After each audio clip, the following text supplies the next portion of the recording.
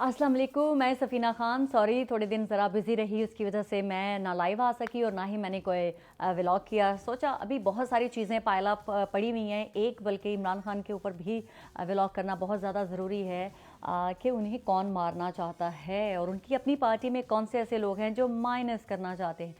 हो सकता है कि मैं इस व्लॉग के अंदर इसके ऊपर डिटेल से बात ना कर सकूं, बट एक सेपरेट इसके ऊपर व्लॉग करूंगी जिसमें हम आपको तमाम तफसीलात डिटेल के साथ जो है वो बताऊंगी। फ़िलहाल हम बात करते हैं जो भावल नगर के अंदर एक इंसिडेंट होता है।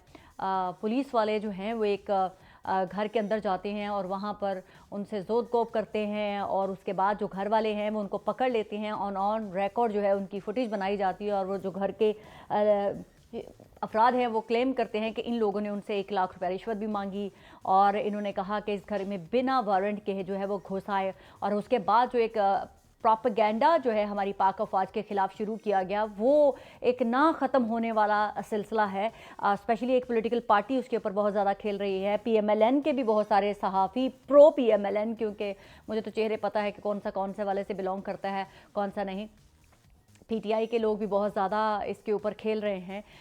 प्रो PMLN सहाफ़ी भी बहुत ज़्यादा इसके ऊपर जमहूरियत का रोना रो रहे हैं और इदारों की जो है वो तकरीम के ऊपर बात कर रहे हैं, क्योंकि उसके बाद जो है थाने के ऊपर जो है हमारे पाक अफवाज के नौजवान जाते हैं और उन्होंने जाकर उनसे सवालात पूछे कि आप कौन थे, क्योंकि वो शहरी जो है वो ऑन रिकॉर्ड वो फुटेज में बता रही हैं। एक बुज़ुर्ग खातून है, वो कह रही हैं कि इन्होंने मेरे सीने के ऊपर मारा, मेरी बच्चियों के सर से दुपट्टे उतारे और उनको मारा, उनको ज़ोर ज़बरदस्ती की सबके साथ। और वहाँ पर जो मर्द हजरात थे वो भी आपके सामने कपड़े फटे हुए, कॉलर खींचे हुए, और एक जो साहब थे वो तो चारपाई पे पड़े हुए थे, यानी कि उनके साथ भी बहुत ही ज़्यादा बेईमाना तशद्दुद किया गया था। बहरहाल एनीवे बाद में पता चलता है कि शायद वो हमारे किसी फ़ौजी भाई का घर था जिसके घर में वो पुलिस वाले घुसे और उसके बाद जो डेफिनेटली वहाँ जाके उन्होंने SHO से पूछा होगा या जो भी उसके थाने का इंचार्ज होगा और उनसे उन्होंने ठीक ठाक तरीके से जो है वो पूछताछ की।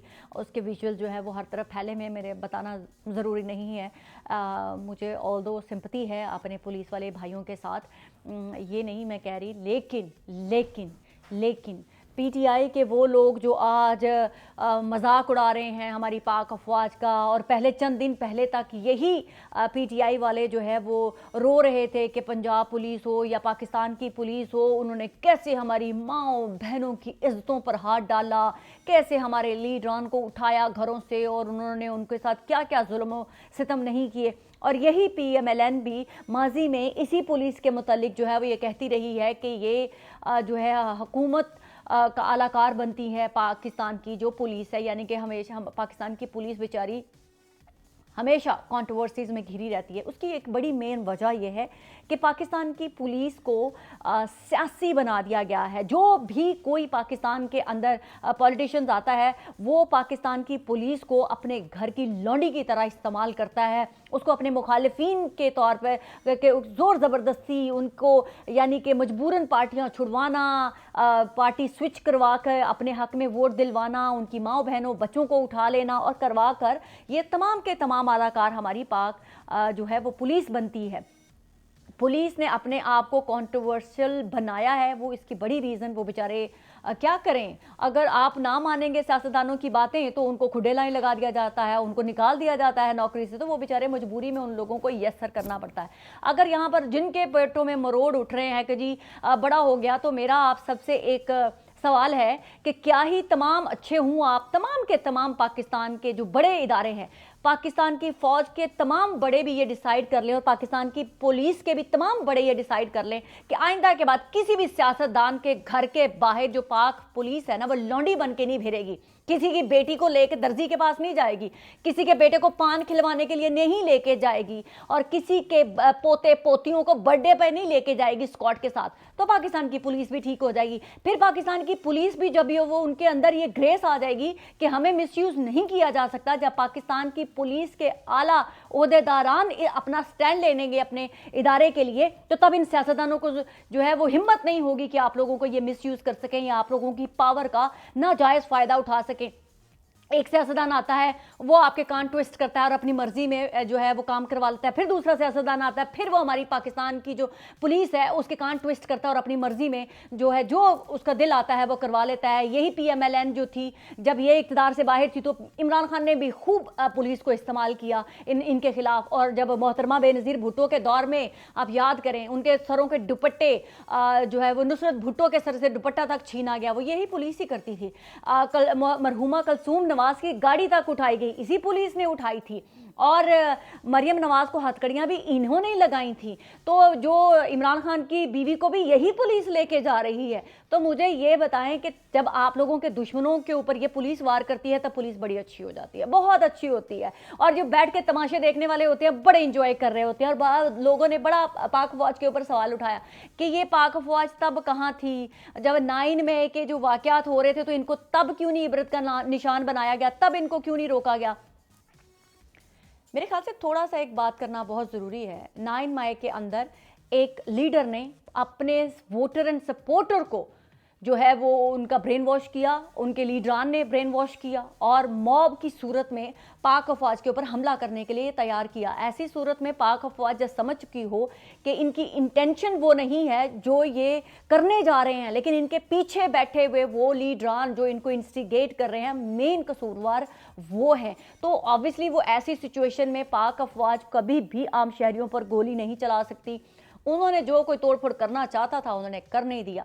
फिर जब वो करके ठंडे हो गए, फिर उन्होंने जो अपना एक कानूनी तरीका कार था उसको अपनाया और फिर अब चीखें निकल रही हैं सबकी। बाय द वे, यही पुलिस जब 9 मई के केसेस में लोगों के घरों से दबोचती हुई औरतों को उठा के लेके जा रही थी या मर्दों को उठा के लेके जा रही थी, तब PTI वालों ने ये नहीं कहा कि पाक फौज वालों आके हमें बचा लो, क्योंकि आप तो गालियां निकाल रहे थे, आप तो कहते थे कि पाक फौज वाले इनसे करवा रहे हैं। तो अब आपको जब पाक फौज वालों ने अपना जो है किसी जवान के घर में किसी की माँ बहन के साथ हुए उन्होंने ले लिया बदला, उन्होंने ले लिया। आप लोग नहीं कर सकते। आपका सवाल बनता है प्राइम मिनिस्टर से, शहबाज शरीफ से पूछें, जुर्रत है तो खड़े हो जाएं, ठीक है। और मरियम नवाज शरीफ साहिबा, उनके अंदर जुर्रत है तो वो खड़ी हो जाएं, वो कहें कि मेरे सूबे की पुलिस के साथ ये ऐसे क्यों हुआ। कहें ना शहबाज शरीफ साहब के मेरे पाकिस्तान के अंदर जो है वो पुलिस के लोगों को क्यों मारा गया, मगर उनमें जुर्रत नहीं है। वो छोटे छोटे कतूरे छोड़ दिए जाते हैं कि बोलो पाक फौज के खिलाफ, बोलो बोलो बोलो। फिर यही जो पाक फौज के खिलाफ बोल के जो है अपना एजेंडा फुलफिल किया जाता है। फिर इनके पीछे बिहाइंड द एजेंडा क्या चल रहा होता है, बिहाइंड द सीन ये चल रहा होता है कि इस तरह से पाक फौज को अंडरमाइन किया जाए, पूरी दुनिया में जो है वो पाक फौज को मलाइन किया जाए। उन्होंने कुट दिया, भाई अगर आप कुछ कर सकते हैं तो कर लें, आपकी वजीर आला कुछ कर सकती हैं तो ले लें एक्शन उनके खिलाफ, आपका प्राइम मिनिस्टर कुछ कर सकता है तो लेके दिखा दें जी आप, सिंपल सी बात। तो लिहाजा अगर पाकिस्तान की आवाम को कुछ सवाल उठाने का हक है तो वो है वजीर आजम से उठाएं कि आपकी जो एक इदारे की पुलिस है उसको इतना ब्रूटली क्यों मारा गया, और अगर वो पुलिस बेगुनाह थी तो वो किसी बेगुनाह को क्यों डाकू बनाकर जो है उसके घर में घुसी, क्यों बिना वारंट जो है वो पुलिस वालों की इतनी जुर्रत कि वो किसी के घर में भी दंदनाते हुए घुसे और किसी भी माँ बहन की बेटी के सर से दुपट्टा उठाएं और अपनी जो वर्दी का नाजायज फायदा उठाएं। तो पहले तो वजीर आजम से सवाल होना चाहिए, फिर उसके बाद जो है उस सूबे की वजीर आला से भी सवाल होना चाहिए कि आप भी जवाबदेह हैं कि आपके अंडर काम करने वाली पुलिस दिन दहाड़े कभी किसी की माँ बहन को सड़कों पर मारती है और कभी किसी के घर में घुसकर जो है वो दूसरे की माँ बहनों की सीनों पे पांव रखते हैं और उनके सरों से चदरें उतारी जाती हैं। तो आप लोगों ने तो पुलिस को हमेशा सियासत के लिए यूज किया, जिनमें दम था उन्होंने ठोक दिया, जिनमें वो क्या कहते हैं ना, पर ना हो तो पंगे नहीं लेते। तो लिहाजा पाकिस्तानियों, आपका काम पाक फौज की तरफ उंगली उठाने से बेहतर है वजीर आजम से उठाएं। मरियम नवाज जो भी जिस भी एरिया में वो हुआ है उस इलाके के लोगों से पूछने का सवाल है आप लोगों का। तो इस वाक़े की जिम्मेदार जो है वो मैं वज़ीर आज़म और वज़ीर आला को ठहराती हूँ कि आपके एरिया की पुलिस जो है वो दिन दनाते कानून को अपने हाथ में लेती है और अपनी वर्दी का नाजायज़ फ़ायदा उठाती है और लोगों से रिश्वतें मांगती फिरती है। तो इसकी जवाब दे तो मैं बिल्कुल जो है शहबाज शरीफ साहब और मरियम नवाज शरीफ साहबा को ठहराती हूँ। क्योंकि पंजाब में बहुत ज़्यादा ऐसे केसेस आ रहे हैं जिसमें पुलिस जो है वो अपना नाजायज़ फ़ायदा उठा रही है, क्योंकि इसी पुलिस को इसी जमात ने अपने मफादात के लिए इस्तेमाल किया है। और अब जब यही लोग जो है वो पुलिस के साथ खड़े नहीं होंगे तो डेफिनेटली वो लोग भी इनसे सवालात पूछेंगे कि जनाब आप लोगों ने हमें अपने सियासी मफादात के लिए तो इस्तेमाल किया, जब हमें कुट पड़ी तो अब आप लोग बोल भी नहीं रहे। वैसे तो हमने पुलिस वाले भाइयों से एक ही बात कहूँगी, पुलिस वाले भाइयों आप भी सोच समझ के किया करें। इन लोगों, इन सियासतदानों की खातिर ना हर किसी के घर में मत घुसें, फिर सम टाइम ना घर के अंदर से भी कोई और भी निकल सकता है, आपसे शेर से सवा शेर भी निकल सकता है। अब दूसरी तरफ ना एक शख्स है, वो सवाल पूछ रहा है कुछ, पहले मैं देखूँ कौन से उसने ग्लासेस पहन के बात की है ना, तो मैं भी सोचा मैं भी ग्लासेस पहन लूँ। नहीं, ये वाली ग्लासेस तो खैर उसके पास नहीं है, डीजे वाली पहनती हूँ, ये सिमिलर हैं थोड़ी बहुत मिलती हुई। हाँ ये ठीक है, मुझे इतनी अच्छी नहीं लग रही, बट ये वाली ठीक है। अच्छा, ये वो एक शख्स है, यूट्यूबर हैं इमरान रियाज, वो ये ग्लासेस पहन के सवाल पूछते हैं। मैं ना 4 बच्चों का बाप हूँ, मैं तो जरूरत कर रहा हूँ बार बार सवाल करने की, तुम लोग भी जरूरत करो ना, मेरे भी 3 बच्चे हैं। और कहते हैं सच बोले ना, सच बोले, आपने कभी आज तक देखा किसी की माँ बहनों बेटियों को जो है ना वो बालों से पकड़ के घसीटा गया हो, इस तरह से लोगों को मारा गया हो? क्या आप 2018 का कंपैरिजन कर सकते हैं आज के इलेक्शन से? बोलो ना यार, तुम लोग बोलो ना। तो पहली बात तो भाई साहब, हाँ मैं बोलती हूँ, मेरे 3 बच्चे हैं और मैं धड़ल्ले से सच बोलती हूँ। मैं आप लोगों की तरह मफादात को पोटली में डाल के नहीं बोलती। हमने देखा है 2018 में भी पीएमएलएन के लोगों को उठाया गया, उनसे ज़बरदस्ती उनकी पार्टी छुड़वाई गई। नहीं, ऐसे मुंह करके रखती हूँ ना, ज़रा एंगल वही रहना चाहिए ना, एंगल ऐसे वाला। आप लोगों ने ज़बरदस्ती पीएमएलएन से सेनेट का इलेक्शन आज़ाद हैसियत से लड़वाया। नवाज शरीफ के साहब के साइन किए हुए जो कैंडिडेट थे उनको नल एंड वाइट करवाया और आज़ाद लड़ने पर मजबूर किया। हमने देखा, हमने भुट्टो साहब के दौर में भी जो विजुअल्स देखे हैं उसमें नुसरत भुट्टो जो है वो भी घसीटी जा रही थी। हमने वो वाले विजुअल्स भी देखे जब मरहुमा कलसूम नवाज जो है वो गाड़ी में बैठे हुए गाड़ी में उठाई गई थी। हमने बहुत सारे विजुअल्स देखे हैं। हमने पीएमएलएन की भी बहुत सारी खवातीन को बालों से घसीटते हुए देखा है। हमने पीएमएलएन की नहीं, पीपल्स पार्टी की भी बहुत सारी खवातीन को कि सरों से दुपट्टे छीने हुए देखे गए हैं। हमने इसी पुलिस के हाथों दूसरी सियासी जमातों के कारकुनान को भी उल्टा लटकार कर मारते हुए देखा है। मैंने दूसरी जमातों के सियासी कारकुनान को घरों से उठा के गायब किए हुए जाते हुए भी देखा है, और दूसरे सियासी कारकुनान नहीं, दूसरे सियासी लीडरान को भी प्रेस कॉन्फ्रेंस करके अपने ही लीडरान के खिलाफ प्रेस कॉन्फ्रेंसेस करते हुए देखा है। तो ये कोई पाकिस्तान में कोई पहली दफा नहीं हो रहा। साहब आप तो बहुत बुजुर्ग आदमी हैं, हमसे तो बहुत ही बड़े हैं, कोई 20-25 साल आप हमसे बड़े होंगे, आपने तो जिंदगी में बड़ा कुछ देखा होगा। आप कैसे झूठ बोल सकते हैं कि जी आपने 2018 का कंपैरिजन कर दिया 2024 के साथ? अरे भाई, इससे भी बुरे हालात हुए। इस दफा तो एटलीस्ट जिन्होंने वोट डाला उनका वोट, ज्यादा देर तक नहीं लगा सकती, एटलीस्ट उनका वोट कंसीडर किया गया है। तो मेरे तो भाई लोग, आप लोग जो बताते हैं ना कि 2018 का कंपैरिजन जो है ना 2024 के साथ नहीं कर सकते, बिल्कुल नहीं कर सकते आप, क्योंकि 2018 में तो अलाउ ही नहीं था किसी को अपनी मर्जी से कैंडिडेट भी खड़े कर पाना, और उनकी जरूरत नहीं थी कि वो इलेक्शन भी जीत कर खड़े हो सकते, चाहे आजादी थे।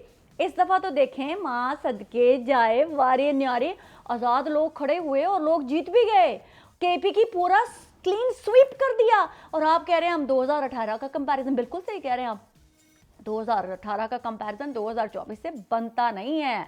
2018 में बड़े टाइट किए हुए थे नट, इस दफा तो नट टाइट भी नहीं किए। शेयर जो है उनसे भी छीना गया था, पीपल्स पार्टी भी बैन की गई थी, एएनपी भी बैन की गई थी। तो जरा आप जैसे कम अकल लोग जब नई नौजवान नस्ल को गुमराह करते हैं ना, तो सच बोल के गुमराह किया करें। आप बताया करें कि ये देखें हुआ था, थोड़ी मार पड़ी थी, पीपल्स पार्टी को थोड़ी कुट चढ़ी थी, पीएमएलएन को भी उससे भी थोड़ी कुट चढ़ी थी, पीटीआई वालों को बहुत सारी कुट चढ़ी है। अब ऐसे भी लोगों को गुमराह कर सकते हैं, लेकिन अब ये नहीं गुमराह करने आप कर सकते कि जी ऐसा तो कभी हुआ ही नहीं था, मेरे 4 बच्चे हैं तो मैं बोल सकता हूँ। तो ओ भाई, आप तो जिंदगी भर झूठ बोलते रहे। आपने तो वो फहद हुसैन को एक इंटरव्यू दिया जिसमें आपने उसको पूरी कथा सुना दी, और कथा सुनाने के बाद आप क्या कहते हैं, मेरा नाम ना लेना यार। अब पहले मुझे ये बताएं फहद हुसैन साहब, आपने पूरा इंटरव्यू किया इन साहब का, और इंटरव्यू करके आपने ऐसा, हमें एक, आप वैसे अच्छे स्टोरी टेलर हैं, लेकिन इतने भी ना आप करें कि आप झूठ भी हमें, आप अच्छे स्टोरी टेलर होने की वजह से आप हमें वो भी घोल घाल के पिलाना शुरू कर दे तो हम पी जाएंगे। फादर सैन साहब कहते हैं कि जी वो जो एक सहाफ़ी है ना, बड़े सहाफ़ी हैं, वो पानी पे चले गए हैं, वो पहाड़ों पे चले गए हैं। और मैंने तो उसी दिन ही कह दिया था ये पानी और पहाड़ों पे जाने वाला जो है इमरान रियाज है, क्योंकि यही रोज़ बोट में जो है ना लोगों को लेके सैरें करवाता फिरता है। और पहली बात मुझे, मैं फादर सैन साहब आपसे पूछना चाहती हूँ, वो जो आपका जो भी है जो कि हमें पता चल गया है कि कौन है, जो सहाफ़ी जिसके एक सियासतदान उसकी जान को दुश्मन है। अच्छा मज़े की बात बताएं आप, पहले वो सहाफ़ी कहता था कि मुझे फ़ौज मारना चाहती है, अब कहता है मुझे ना वो सियासतदान मारना चाहता है, और कहता है कि जी उसने 18 किलोमीटर के आसपास के अपने इलाके में ना नेटवर्किंग करती हुई, और नेटवर्किंग ऐसी है कि एक सेकंड में जो है 18 किलोमीटर दूर से भी ना वो खबर तय करती हुई उस तक खबर पहुंच जाती है। और कहता है कि उसके पास फ़ोन भी नहीं है, उसने लोगों से मिलता भी नहीं है। कभी बेचारे किसी बच्चे को घर में बुला के, आपको बुला लिया घर में यार, और आप कह रहे हैं वो दूसरे सूबे में जाके वहां पर उसके वज़ीर आला से मिल रहा है, और आप कह रहे हैं उसकी जान को इतना खतरा है, रोज़ वो लोगों से मिल रहा होता है, रोज़ उसकी कम्युनिकेशन हो रही होती है। आपको पता है कि ये जानबूझ के स्टोरी बता के और फिर दूसरे को कहना यार दस्सी ना किसी ने, यार दस्सी ना। एक तो एथिकली फिर आप बाउंड हो जाते हैं कि आप नाम नहीं ले सकते, वरना अगर मैंने नाम बता दिया कि ये मुझे सफीना ने बताया तो लोग मुझे अप्रोच करेंगे, एजेंसीज मुझे अप्रोच कर सकती हैं, मुझे कह सकते हैं जी बताएं आपको किस सियासतदान से जान का खतरा है, आप बताएं हमें, ताकि हम उसके खिलाफ इन्वेस्टिगेशन करते हैं। आप जो है हम ऑफिशियली जो है ये चीज़ें ऑन बोर्ड लेके आते हैं, क्योंकि आपके पास प्रूफ तो होते नहीं, क्योंकि आप लोगों ने सिर्फ अपनी ऑडियंस सेंटिमेंट के साथ खेलना है, क्योंकि आपने सिर्फ और सिर्फ जो है अपने YouTube की जो है वैल्यू ऊपर बढ़ा के रखनी है, क्योंकि वो वैल्यू गिरी नहीं और आपका पैसा ज़मीन पे गिरा नहीं, तो आपने वो पैसा नहीं करने देना। वो डॉलर की जो बारिश होती है ना, हाय हाय हाय, कम वक्त उसमें बड़ी ताकत होती है, बहुत ताकत होती है उसमें, हाय हाय। डॉलर हो तो बंदा बोट भी ले लेता है और जाके जनाब वो पहाड़ियों में लोगों को बुला के, छोटे छोटे बेचारे सहाफ़ियों को बुला के इंप्रेस भी कर सकता है, छोटे छोटे बेचारे सहाफ़ी, फिर वो आपके दुमछल्ले भी बन जाते हैं, क्योंकि उनका इतना होता नहीं है ना असर और सूख, उन्होंने इतना अच्छा घर नहीं देखा होता ना बेचारों ने, उनको लगता है बहुत बड़ी चीज़ हो गई। छोटे छोटे दुमछल्ले होते हैं, यहाँ पे इंग्लैंड में भी ऐसे दुमछल्ले बनाए जाते हैं, बाय द वे हर जगह पे होता है, तो पाकिस्तान में तो बहुत ही ज़्यादा होगा। आप अपने ठाठ बाट दिखा के दूसरों को इंप्रेस करते हैं, आओ जी ये करो, घर खाना खिला दिया, ये कर दिया, बोट में सैर करा दी, फोटो शोटो अपने साथ ले दी, कुत्ते शुत्ते बखा दिए, घोड़ा छोड़ा चलवा दिया, बड़ा इंप्रेस कर लिया। अरे पाकिस्तान में गरीब को इंप्रेस करना इतना आसान है, इतना आसान है कि आपकी सोच है, और वही जो है वो फिर आपके डॉलरों का बाहिस बनते हैं। तो लिहाजा जो आप कह रहे थे ना कि जी आप भी हिम्मत करें ना, मेरे 4 बच्चे हैं, भाई हमारे भी 3 बच्चे, हम तो शुरू से सच बोलते आए हैं। आप कौन सा हमारे अनोखा ऐसा काम कर रहे हैं जो आप कर रहे हैं जो वो बाकी नहीं कर रहे? आप तो हमेशा झूठ बेचते आए हैं, आप इमरान खान पे भी इल्ज़ामात लगाते आए हैं, आप PMLN पे भी इल्ज़ामात लगाते आए हैं, फिर बाद में आप कह देते हैं मुझे उन्होंने कहा था, मुझे उन्होंने दिखाया था, मुझे जो उन्होंने कहा मैंने वो दिखा दिया मैंने। भाई तो फिर झूठे हुए ना, मानो ना आपने कभी माफ़ी मांगी है? आपने कभी माफ़ी मांगी है कि मैंने झूठ बेचा लोगों को? आपने कभी माफ़ी मांगी है मैंने अपने 4 बच्चों को पता नहीं कहीं ना कहीं हराम खिलाया होगा झूठ बोल के, किसी के ऊपर तोहमत लगा के? कभी आपने माफ़ी मांगी है इस चीज़ की? जो सहाफ़ी कह रहे हैं ना माफ़ी मांगे हमारी फौज, माफ़ी मांगे, भाई माफ़ी तो आप सियासतदानों को भी मांगनी चाहिए, जो हमेशा पाकिस्तान की अवाम का पैसा लूटते हैं, खाते हैं और अपने बच्चों के पेटों में हराम की कमाई डालते हैं। आप सहाफ़ियों को भी वायदा में माफ़ी मांगनी चाहिए पाकिस्तान की आवाम से, जो आप लोग अपने काले करतूत करके जो है वो पैसा कमाते हैं। जब आप लोगों को ब्लैकमेल करते हैं, कोई स्टोरी बना लेते हैं और आप लोगों को ब्लैकमेल करते हैं, उससे भी जो पैसा कमाते हैं वो भी हराम का ही होता है। कभी आपने उस पर माफ़ी मांगी है? ये जो सहाफ़ी हैं, इतने बड़े बड़े फार्म हाउस, इतने बड़े बड़े महल कैसे आ जाते हैं? आपको पता है एक स्टैंडर्ड पे के ऊपर एक सहाफ़ी जो भी लेता हो वो तो सर्वाइव ही नहीं कर सकता, वो तो सर्वाइव ही नहीं कर सकता। तो आप लोगों के पास इतने महल कहां से आ जाते हैं? आपके पास इतनी महंगी महंगी गाड़ियां कहां से आ जाती हैं? हर कोई शख्स तो एंकर नहीं बन जाता। क्या वो लाइफ में पहले तो एंकर नहीं था? तो माफी तो पुलिस को भी मांगनी चाहिए पाकिस्तान की आवाम से कि उन्होंने हमेशा पाकिस्तान की आवाम की हिफाजत करने की बजाय हमेशा उनकी इज्जतों के साथ क्यों खेला, क्यों उनको जोर जबरदस्ती लोगों के घरों में बिना कानून को जो है तार तार करते हुए क्यों घुसे? तो माफी तो बहुत सारे लोगों को मांगनी चाहिए। और पाक अफवाज क्यों माफी मांगे भाई? क्यों माफी मांगे? क्या किया है उन्होंने? आप लोग घुसे थे, उन्होंने मारा ठोका, मंगवा ले माफी, आप में दम है तो। माफी जो है ना पहले आप सबको मांग लेनी चाहिए, फिर आप जुर्रत करें दूसरों से भी माफिया मंगवाने की। पाकिस्तान जिंदाबाद। ओह मैं तो क्या पहनना भूल ही गई, तो पीछे रखी हुई थी क्या, माफी मंगवा ले।